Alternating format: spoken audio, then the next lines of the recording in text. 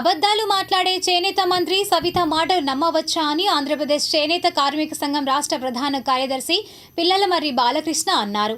ఈ మేరకు ఆయన సిటీ న్యూస్తో మాట్లాడారు. ఈరోజు పత్రికలలో చేనేత జౌళి శాఖ మంత్రివర్యులు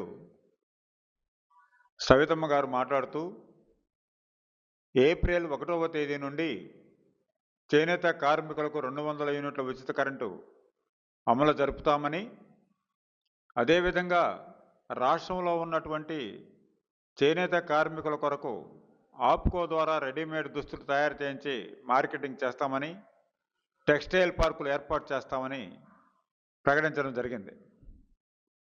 చేనేత మంత్రి గారి మాటలు విశ్వసించే పరిస్థితి లేదు.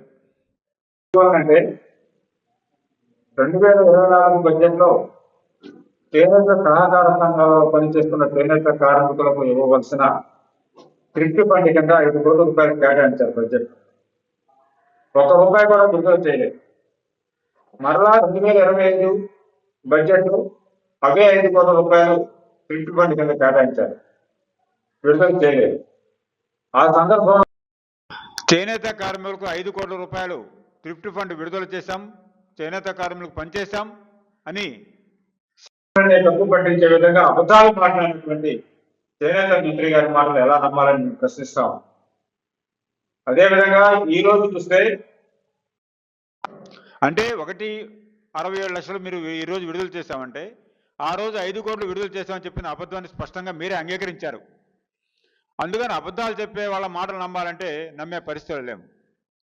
రెండోది, 200 యూనిట్ల ఉచిత కరెంటు 2024 ఆగస్టు 7వ తేదీన చంద్రబాబు నాయుడు గారు ప్రకటించారు, అమలు జరపలేదు. చేనేత కార్మికులు పెద్ద ఎత్తున ఆందోళన చేశారు, అయినా అమలు జరపలేదు.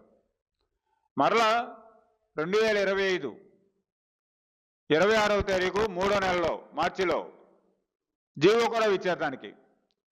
ఇప్పటికీ ఆ జీవోను కూడా అమలు జరపనటువంటి పరిస్థితి కనపడతా ఉంది రాష్ట్రంలో. అందుకని జీవోను కూడా అమలు జరపనటువంటి ముఖ్యమంత్రి, కూటమి ప్రభుత్వంలో ఉన్నటువంటి చేనేత మంత్రి గారు చెప్పే మాటలు ఎలా నమ్మాలని మేము ప్రశ్నిస్తా ఉన్నాం.